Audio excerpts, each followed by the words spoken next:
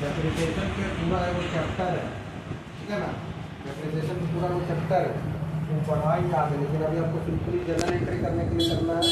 इसमें दो कंडीशन है, ठीक है, या तो कैश से घट आएगा या फिर आपके एसेट में घट आएगा, ठीक है ना।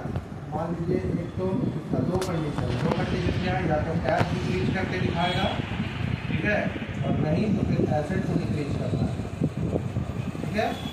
इसमें क्या देखिए, यदि एसेट डिक्रीज करने बोलेगा तो जब हम लोग खरीदते हैं, ठीक है ना, जब हम लोग खरीदते हैं तो हम लोग एसेट खरीदते हैं तो उसका क्या एंट्री होता है, मान लीजिए मशीनरी खरीदते हैं, ठीक है ना, तो हम लोग क्या लिखते हैं, यहाँ पर मशीनरी अकाउंट डेबिट, ठीक है, फिर कैश अकाउंट, ठीक है ना। मान के चलिए ये 500 होता है, ठीक है ना। अब 1 साल बाद डेप्रिसिएशन चार्ज होगा इसमें, मान लीजिए इसका 100 रुपया घटाना, ठीक है, तो ये डेबिट में खड़ा है, तो घटाने के लिए क्या करेंगे, यहाँ पे हमने लिख दिया टू मशीनरी अकाउंट, और ऊपर पूछेगा किस रीजन से घट रहा है, ठीक है ना, यहाँ पे 100 और पूछेगा ऊपर में किस रीजन से घट रहा है, तो किस रीजन से घट रहा है, यहाँ पर हम लिख देंगे डेप्रिसिएशन अकाउंट डेबिट, ठीक है, वन एंट्री, ठीक है ना। आगे समझ में दिक्कत नहीं आया, क्लियर है, ठीक है। अब देखिए यदि सिंपल क्वेश्चन देगा और बोले खाली उतना पैसा से कैश डिक्रीज कर दो, ठीक है ना, तो डेप्रिसिएशन एक्चुअली हम लोग क्या है, एक्सपेंस, ठीक है ना।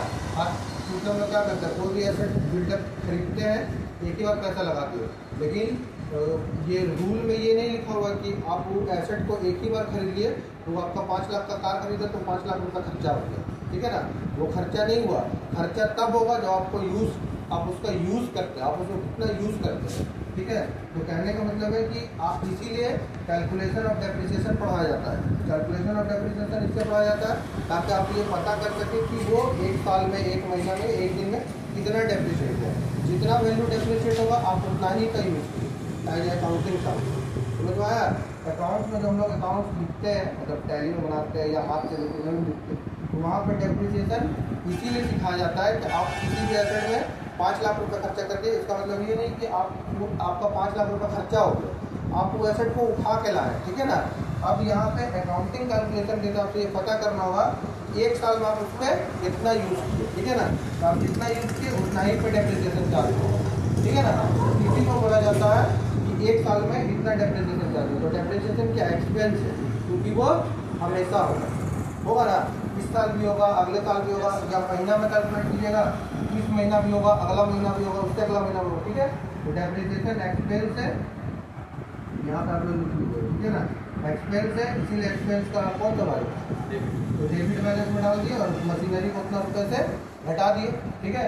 अब जैसे आप बुक में पूछिए तो यहाँ पे एसेट लिखा हुआ रहता है, एसेट इसलिए लिखा हुआ रहता है क्योंकि मशीनरी के लिए कुछ भी हो सकता है, फर्नीचर भी, फिक्सचर भी, ठीक है ना, कुछ जो भी एसेट हो, तो सारा एसेट पे यही एप्लीकेबल होगा, ठीक है, क्लियर है। अब मान लीजिए एकदम बेसिक सा क्वेश्चन पूछा है, जनरली क्वेश्चन में पूछा है कि आप 300 रुपये डेप्रिसिएशन चार्ज कीजिए, ठीक है ना। तो आपको मान लीजिए आप 300 रुपये डेप्रिसिएशन चार्ज करना है, या तो कैश घटेगा या बैंक घटेगा, क्लियर तो बात घटेगा ना।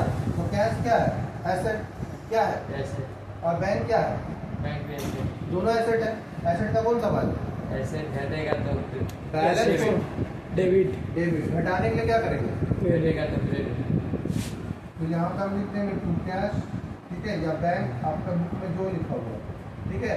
पूछे किस रीजन से घटा, तो डेप्रिसिएशन के रीजन से घटा, किस रीजन से घटा, तो डेप्रिसिएशन क्या है, खर्चा, एक्सपेंस।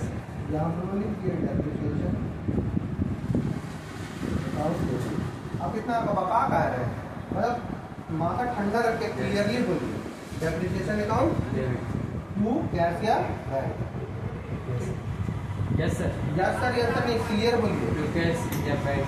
अरे इसको नहीं पढ़ना अब आपको समझ में आएगी, क्लियर हो गया। डेप्रिसिएशन अभी बेसिकली तो आप लेवल में इतना ही जानना है, जब आप एंट्री सीख जाइएगा तो डेप्रिसिएशन पे वो चैप्टर है, ठीक है ना, तो वो डेप्रिसिएशन जब पढ़ाएंगे तब उसको मतलब उसको क्या बोलते हैं, एक्सपेंडेड फॉर्म में सिखाएंगे आपको कि डेप्रिसिएशन, कैलकुलेशन ऑफ डेप्रिसिएशन कैसे होता है, उसमें क्या क्या चीज़ आपको पकड़ना पड़ेगा कि आपको वो जैसे होता है ना पॉइंट्स टू रिमेंबर, यदि आप कुछ चीज़ को टच कर रहे हैं तो आपको उससे पहले ये पॉइंट्स पता होना चाहिए, क्लियर है। कि आपको वो चीज़ मतलब हाइड करके नहीं, वो दिखना चाहिए कि आपको ये चीज़ पकड़ना है। जैसे क्वेश्चन में वो हाइड करके रहेगा, ठीक है ना, लेकिन आपको तो खींच के रखना, पॉइंट को लिख लेना, उसके बाद डेफिनेशन का क्वेश्चन सॉल्व होगा या कैलकुलेट होगा, ठीक है ना, उसके बिना नहीं होगा। ठीक है, दूसरा टॉपिक क्या आपका क्लियर है, इसको क्लियर कर देते हैं। दूसरा टॉपिक क्या है? दूसरा टॉपिक क्या है? Very good. Interest on capital. Interest on capital, ठीक है, ये आपका दूसरा टॉपिक है। इस पॉइंट को आप ज़्यादा अच्छे से समझिए, ठीक है ना, इंटरेस्ट ऑन कैपिटल ज़्यादा अच्छे से समझिए, क्योंकि ये आपको 12th में काम आने वाला है, ठीक है ना। तो मान के चलिए सिंपली इंटरेस्ट ऑन कैपिटल आप लोग को हम पढ़ाए थे जब शुरू में, तो हम लोग को बताए थे कि कंपनी अलग होता है, मालिक अलग होता है, ठीक है। यहाँ पे मान के चलिए ये कंपनी है सपोज, ठीक है ना, ये कंपनी है, ठीक है ना, ये आप है, आप ही को मालिक बनाते हैं, ठीक है ना। तो कहने का मतलब क्या है, अब ये सिस्टम चलेगा, ठीक है। इसमें क्या देखिए, जैसे कि मान के चलिए आप हमको नोट्स दीजिए, नोट्स है, 2-3 गो नोट है, नोट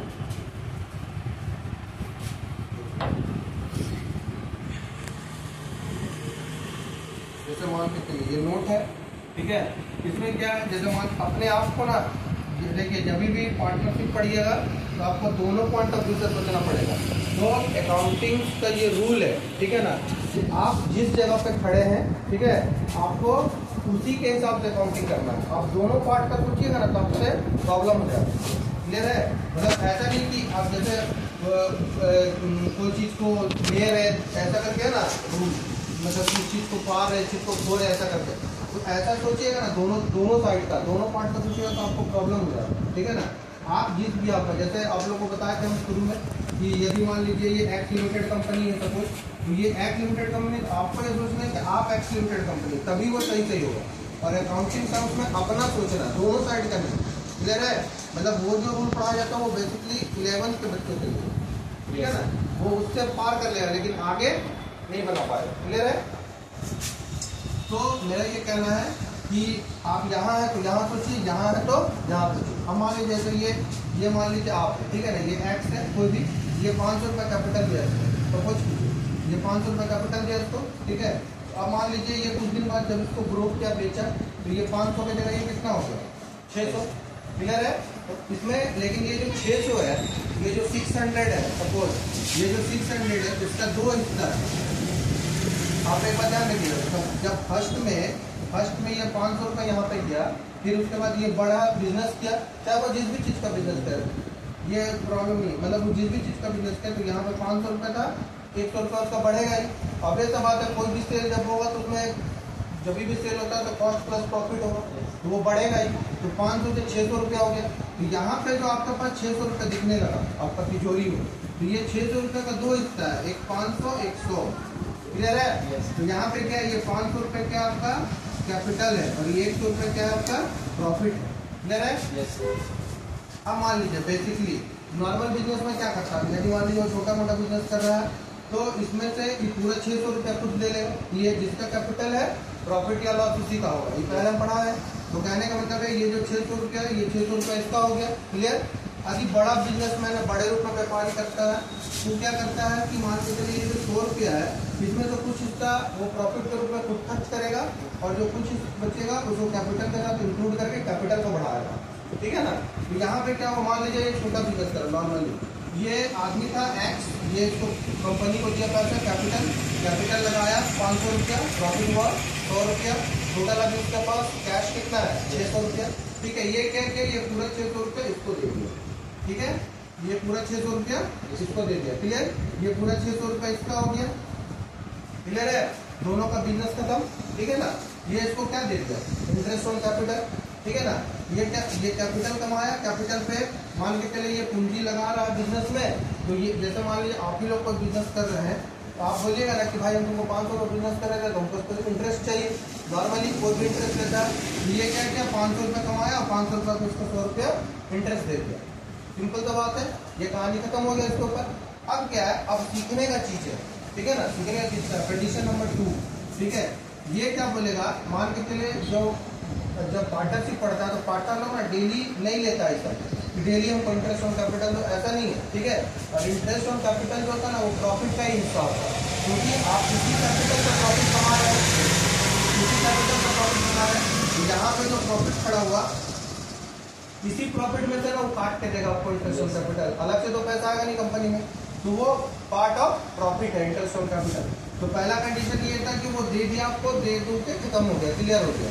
अब क्या हुआ, दूसरा कंडीशन कि जैसे बड़ा बड़ा पार्टनर लोग तो वो हमेशा आपसे पैसा नहीं लेने आएगा, ये वाला, ठीक है। वो क्या बोलता है कि जैसे कि मान के चले आप इसको 500 रुपए दिए, ये 100 रुपये प्रॉफिट हो गया, 600 रुपये इसको दे दिए। अब वो क्या बोलेगा कि ये मेरा कैपिटल जो है ना तुम हमको दो नहीं, ये जो पैसा हमको देने आया ना 100 रुपया, ठीक है, ये जो पैसा इसको देने के लिए आया है, ये क्या बोलता है मेरा कैपिटल उतना सा बढ़ा दो, ठीक है। ये सोचिए ये बिजनेस ट्रिक है, यदि ये कैपिटल उतना सा बढ़ा देगा इसको, ठीक है ना।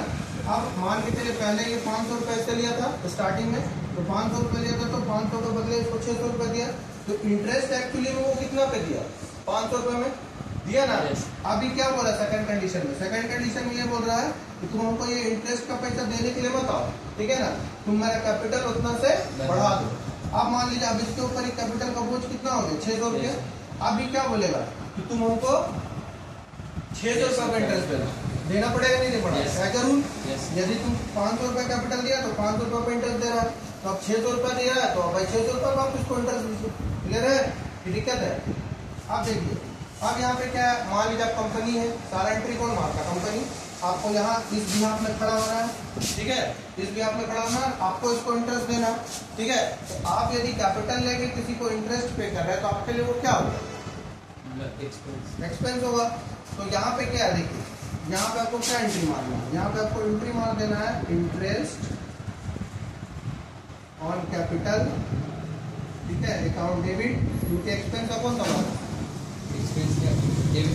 डेबिट, ठीक है। अब जब भी हम इंटरेस्ट ऑन कैपिटल पेड करेंगे तो कैश घटेगा, कैश घटेगा, तो कैश क्या है, एसेट, ठीक है ना, एसेट का कौन सा वाला, क्रेडिट, क्रेडिट, डेबिट, घटाने के लिए क्या करेंगे, क्रेडिट, तो यहाँ पे लिख देंगे कैश अकाउंट, क्लियर है, बन गया एंट्री, दिक्कत है आगे समझ में।